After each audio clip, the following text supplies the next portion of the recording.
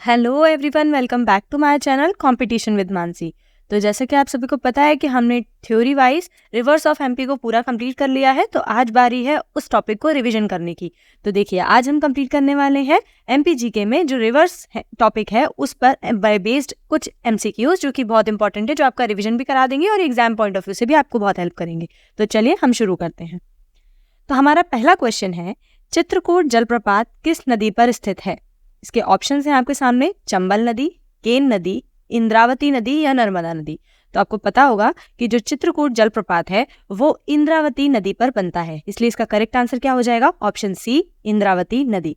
जबकि चंबल नदी पर काफी सारे वाटरफॉल्स बनते हैं, जैसे कि झाड़ीदाहा, पाताल पानी, ये सब। और केन नदी पर रने वाटरफॉल बनता है, और नर्मदा नदी पर कपिलधारा, दुग्धधारा, सहस्त्रधारा और भी कई सारे वाटरफॉल बनते हैं, जो कि मैं आपको वाटरफॉल्स ऑफ एमपी वाली वीडियो में कवर करा चुकी हूँ।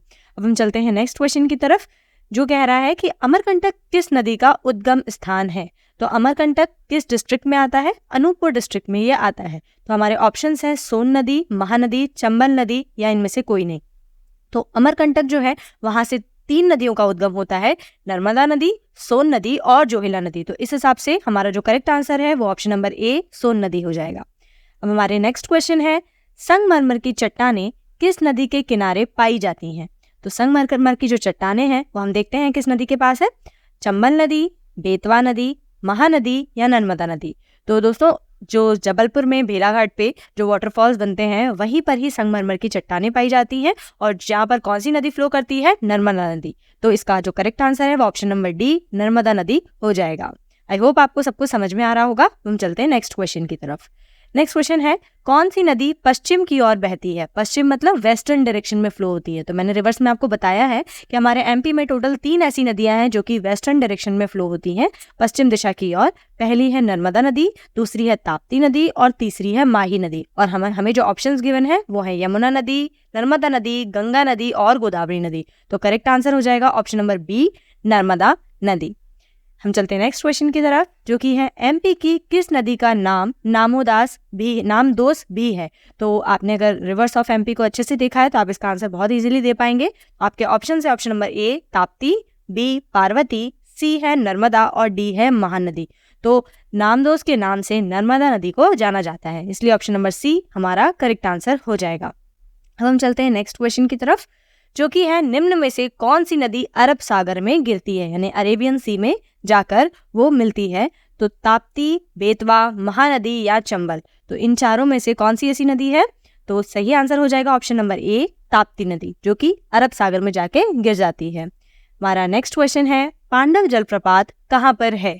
तो आपके जो ऑप्शंस हैं वो हैं पचमढ़ी के निकट, ऑप्शन बी सतना के निकट, ऑप्शन सी रीवा के निकट और ऑप्शन डी पन्ना के निकट। तो दोस्तों, इसका करेक्ट आंसर है ऑप्शन नंबर डी, पन्ना के निकट। तो पांडव वाटरफॉल पन्ना के पास पाए जाते हैं। इसके बाद हम चलते हैं नेक्स्ट क्वेश्चन की तरफ, चूलिया जलप्रपात किस नदी पर स्थित है? इसका ऑप्शन नंबर ए है पार्वती नदी, ऑप्शन बी चंबल नदी, ऑप्शन सी इनमें से कोई नहीं और ऑप्शन डी सोन नदी। तो चूलिया जलप्रपात मैंने आपको कल ही पढ़ाया है कि यह चंबल नदी पर बनता है, तो इसलिए इसका correct answer option number B, Chambal नदी हो जाएगा। नेक्स्ट क्वेश्चन है, बेतवा की सहायक नदी बीना के द्वारा निम्न में से कौन सा जलप्रपात बनाया जाता है? यानी कि बेतवा नदी जो है उसकी एक सहायक नदी है बीना, उसके ऊपर कौन सा वाटरफॉल बनता है? केवटी जलप्रपात, बहुटी जलप्रपात, भालकुंड जलप्रपात या इनमें से कोई नहीं। तो दोस्तों, जो करेक्ट आंसर है वो ऑप्शन नंबर सी, भालकुंड जलप्रपात हो जाएगा। मैंने कल भी बताया था आपको कि बहुटी जलप्रपात जो है वो हमारे एमपी का सबसे बड़ा वाटरफॉल है और ये सेलर नदी पर बनता है। अब हम चलते हैं नेक्स्ट क्वेश्चन की तरफ, नर्मदा की कुल कितनी सहायक नदियां हैं? Option A 45, option B 42, option C 40 या ऑप्शन डी 41। तो इसका करेक्ट आंसर हो जाएगा ऑप्शन डी 41, जिसमें से 19 जो है वो राइट बैंक ट्रिब्यूटरीज होंगी और 22 जो है वो लेफ्ट हैंड ट्रिब्यूटरीज होंगी। आई होप आपको इतना सब कुछ समझ में आ रहा होगा। चलिए हम चलते हैं नेक्स्ट क्वेश्चन की तरफ।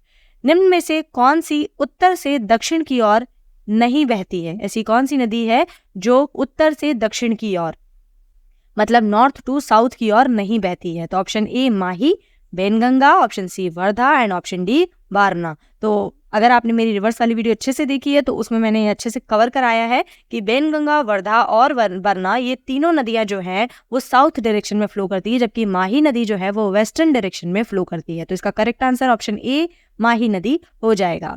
हमारा नेक्स्ट क्वेश्चन है कि निम्न में से किस नदी को वाल्मीकि नारायण में सुबग्दी कहा गया है।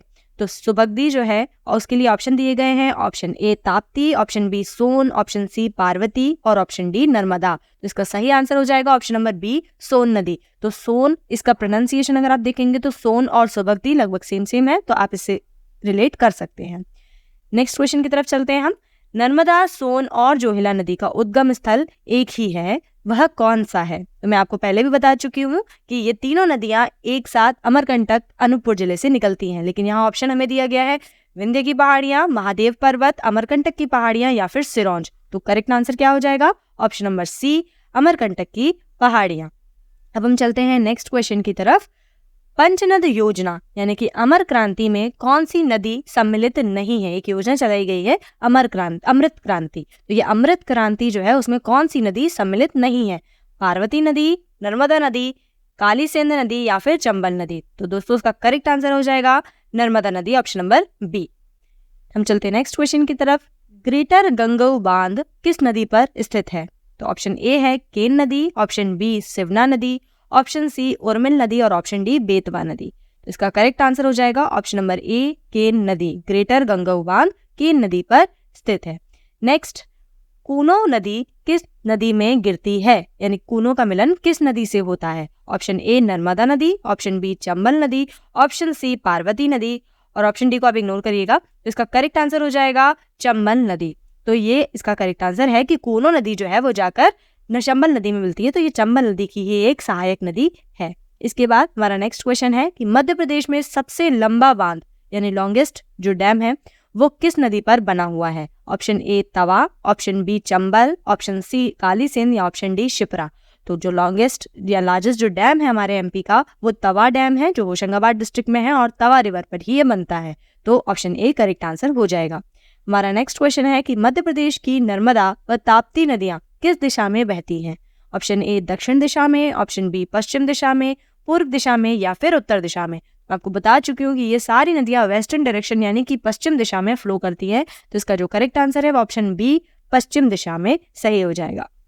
तो हमारा नेक्स्ट क्वेश्चन है कि मध्य प्रदेश की कौन सी नदियां डेल्टा नहीं बनाती हैं। तो हम समझते हैं डेल्टा क्या होता है कि जब भी कोई नदी सागर में मिलने से पहले अपने साथ जो भी सेडिमेंट्स लाती है वो अपने आसपास बिछा लेती है, अपने आसपास उनको सेटल कर देती है, तो उसको हम बोलते हैं डेल्टा।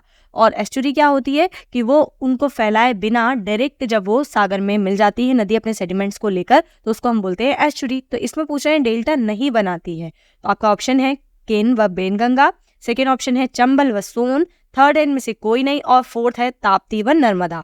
तो दोस्तों मैं आपको पढ़ा चुकी हूँ कि नर्मदा और ताप्ती जो है ये दोनों नदियां एस्चुरी बनाती हैं यानी कि डेल्टा नहीं बनाती। तो इसका correct answer option number D हो जाएगा। हमारा लास्ट क्वेश्चन है कि मध्य प्रदेश की किस नदी को महाभारत में सूर्य भगवान की पुत्री कहा गया है। तो सूर्य की पुत्री के नाम से किस नदी को जाना जाता है। नर्मदा, चंबल, ताप्ती या फिर सोन। तो इसकी ट्रिक भी मैंने आपको बताई थी कि जैसे कि ताप्ती नदी में भी ताप वर्ड का यूज हो रहा है और सूर्य में भी ताप होता है, तो इसका correct answer option number C Tapti हो जाएगा। तो इसी के साथ हमारे इंपॉर्टेंट क्वेश्चंस कंप्लीट होते हैं। आई होप दोस्तों कि आपको सब कुछ समझ में आया होगा। मेरी वीडियो को एंड तक देखने के लिए थैंक्स। और वीडियो पसंद आती है तो आप उसे लाइक कर सकते हैं, अपने फ्रेंड्स के साथ शेयर कर सकते हैं और मेरे चैनल को सब्सक्राइब भी कर सकते हैं। Thank you so much.